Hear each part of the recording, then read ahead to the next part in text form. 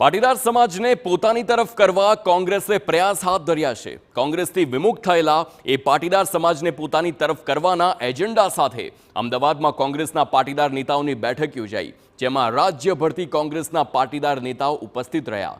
બેઠકમાં આગામી સમયમાં પાટીદાર સમાજને જોડવા માટેના કાર્યક્રમો પણ આપવાનો નિર્ણય લેવામાં આવ્યો છે। મહત્વનું છે કે શક્તિસિંહના રાજીનામા બાદ કોંગ્રેસમાં પ્રદેશ પ્રમુખનું પદ ખાલી છે, ત્યારે પ્રદેશ પ્રમુખ તરીકે પાટીદાર ચહેરો પસંદ કરવામાં આવે તેવી બેઠકમાં ચર્ચા કરવામાં આવી છે, જે માટે હાઈકમાન્ડ સાથે વાતચીત પણ કરવામાં આવી। ત્યારે આગામી સમયમાં પાટીદાર નેતાઓનું પ્રતિનિધિત્વ મંડળ હાઈકમાન્ડને પણ મળવા જશે।